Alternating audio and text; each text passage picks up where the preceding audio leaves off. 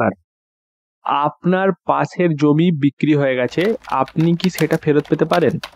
একবার ভাবুন তো যে আপনার একদম পাশেই, আপনার জমির পাশেই থাকা একটা জমি আপনাকে না জানিয়েই অন্য কারোকে বিক্রি করে দেওয়া হলো এবং সে অজ্ঞাত ব্যক্তি বর্তমানে আপনার জমির পাশে জায়গা কিনে বসবাস করবে, থাকবে, নিজের ইচ্ছামতো ব্যবহার করবে এবং সে তার যা যাবতীয় কাজকর্ম করবে। তো আপনার ইচ্ছা ছিল যে সেই জমিটা যদি বিক্রি হতো সেটা আপনি কিনলে বেশি ভালো হতো, আপনি নিজের মতো ব্যবহার করতে পারতেন। এখন বর্তমানে জমিটা অন্য লোক কিনে নিয়েছে, তো আপনার কাছে কি কোনো অধিকার আছে যে অধিকারের মাধ্যমে আপনি পুনরায় সেই জমিটিকে আবার কিনতে পারেন, কিনে সেটাকে আবার নিজের কাজে ব্যবহার করতে পারেন? তো আজকের ভিডিওতে আমরা সেই প্রশ্নেরই উত্তর দেবো। বিস্তারিত আলোচনা করা হবে পুরো ব্যাপারটা নিয়ে। তো ভিডিওটি প্রথম থেকে শেষ পর্যন্ত দেখুন, তাহলে আপনাদের সমস্ত সমস্যার সমাধান হয়ে যাবে। তো একবার ভাবুন যে আপনার বাড়ির একদম পাশের জমিটা হঠাৎ বিক্রি হয়ে গেল, অথচ আপনাকে কেউ জানালোই না। এখন যদি নতুন মালিক বাড়িঘর বানায় বা অন্য কাজে লাগায়, তাহলে আপনার ভবিষ্যৎ পরিকল্পনা তো অনেকটাই পাল্টে যাবে, তাই না? কিন্তু চিন্তা করবেন না, ভারতীয় আইন অনুযায়ী কিছু কিছু বিশেষ ক্ষেত্রে আপনি এই জমি ফেরত পেতে পারেন। আজ আমরা আলোচনা করব পূর্ব অধিকার আইন বা প্রিএমশন অ্যাক্ট নিয়ে, যেটা আপনাকে এই সমস্যার সমাধান দিতে পারে। তো পূর্ব অধিকার বা প্রিএমশন অ্যাক্ট এটা কি? সরল ভাষায় বললে, পূর্ব অধিকার হলো এমন একটা আইনি অধিকার যা আপনাকে পাশের জমি কিনতে প্রথম সুযোগটা দেবে। যদি আপনার বাড়ির পাশে বা সংলগ্ন কোনো জমি বিক্রি হয়, তাহলে নতুন মালিকের আগে আপনাকে সেই জমি কেনার সুযোগ দেওয়া উচিত। এই আইনের বিশেষ করে গ্রাম অঞ্চলে বেশি কার্যকর হয়, যেখানে মানুষ বাইরের কাউকে ঢুকতে দিতে চায় না বা পারিবারিক সম্পত্তি রক্ষা করতে চায়। তো পূর্ব অধিকার বা প্রিএমশন অ্যাক্ট এটাই বলে যে আপনার যে পাশের জায়গা সেটা কেনার অধিকার সর্বপ্রথম আপনার থাকবে। তো আপনি এই যে অধিকার, এটাকে কিভাবে আপনি অ্যাপ্লাই করবেন? ধরুন আপনার জায়গা তো অন্য কেউ কিনে নিয়েছে, আপনার পাশের জায়গা অন্য কেউ কিনে নিয়েছে, তাহলে আপনি এখন পূর্ব অধিকারের মাধ্যমে পূর্ব অধিকারের যে আইন আছে সেটাকে কিভাবে প্রয়োগ করবেন বা কি কি শর্ত পূরণ করলে তবে আপনি এই আইনটা প্রয়োগ করতে পারবেন এবং নিজের অধিকার পেতে পারেন। তিনটে শর্ত মূলত আপনাকে এখানে পূরণ করতে হবে। প্রথমত, আপনার জমির পাশেই বিক্রিত জমির অবস্থান হতে হবে। দ্বিতীয় হচ্ছে, জমি বিক্রির পর ৩ মাসের মধ্যে আপনাকে কিন্তু প্রিএমশন অ্যাক্টের আন্ডারে আপনাকে কিন্তু মামলা করতে হবে। ৩ মাসের মধ্যে আপনাকে করতে হবে জমি বিক্রি হওয়ার।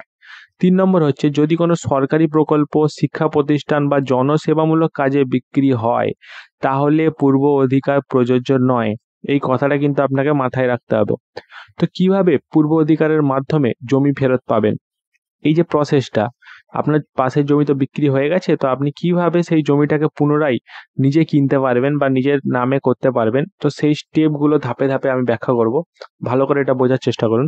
আপনি যদি চান যে নতুন মালিকের পরিবর্তে আপনি সেই জমির মালিক হন, তাহলে বেশ কিছু কিছু স্টেপ আপনাকে কিন্তু ফলো করতে হবে। সবথেকে প্রথমে আপনি বিক্রির তথ্য সংগ্রহ করুন। যে আপনার জমির পাশে জায়গাটা যেই ব্যক্তি কিনেছেন, সে কে, কত টাকায় কিনেছে, কবে কিনেছে ইত্যাদি সমস্ত কিছু আপনাকে জানতে হবে। আপনি বলবেন কোথা থেকে জানবো? এটা জানতে গেলে আপনাকে রেজিস্ট্রার বা সাব রেজিস্ট্রার অফিসে যেতে হবে। সেখান থেকে সেল ডিড আপনাকে কালেক্ট করতে হবে। আপনি সেখান থেকে সেল ডিড তুলে আপনি কিন্তু এই ডিটেইলসটা জানতে পারবেন যে জমিটি কবে, কাকে, কত টাকায় বিক্রি করা হয়েছে। ২ নম্বর কথা হচ্ছে, আপনাকে এরপর নেক্সট স্টেপে আইনি নোটিশ পাঠাতে হবে ক্রেতাকে। যে নতুন ব্যক্তি বর্তমানে জায়গাটি কিনেছে, তাকে আপনাকে আইনি নোটিশ দিতে হবে। আইনি নোটিশটা আপনাকে লিগ্যাল নোটিশ যেটাকে বলা হয়, সেটাকে আপনাকে কোনো আইনজীবীর মারফতই আপনাকে সেই নোটিশটা পাঠাতে হবে এবং সেখানে আপনি পুরো জিনিসটাকে ব্যাখ্যা করে জানাবেন এবং এখানে আপনার প্রেয়ারটা থাকবে যে আপনি পূর্ব অধিকার আইন বা প্রিএমশন অ্যাক্টের অধীনে আপনি ওই জায়গাটি পুনরায় কিনতে চান। ২ নম্বর কথা, আপনাকে এই আইনি নোটিশটা পাঠাতে হবে। যদি নোটিশের কোনো সদুত্তর আপনি না পান বা নোটিশের যদি কোনো রকম অ্যাপ্লিকেশন যদি না হয়ে থাকে, তাহলে থার্ড স্টেপ হচ্ছে আপনাকে আদালতে মামলা করা। তো আপনি আদালতে মামলা করতে গেলে আপনাকে কিন্তু সিভিল কোর্ট অথবা ল্যান্ড ট্রাইব্যুনালে আপনাকে এই বিষয়ে মামলা করতে হবে। প্রিএমশন অ্যাক্টের মাধ্যমে আপনাকে এই মামলাটা করতে হবে এবং জমির যে দাম, যেই দামে ওই ব্যক্তি জমি কিনেছে, সেই মূল্য আপনার কাছে কিন্তু থাকতে হবে, যেটা দিয়ে কিন্তু আপনি, যদি কোর্ট অর্ডার দেয় জমিটি পুনরায় আপনার নামে হস্তান্তরিত করার, তাহলে আপনি কিন্তু তৎক্ষণাৎ টাকা পেমেন্ট করে জমিটি নিজের নামে করে নিতে পারবেন। তো সেই অ্যামাউন্টের টাকা কিন্তু আপনার কাছে থাকতে হবে। এটা হয়ে গেল 3টে স্টেপ।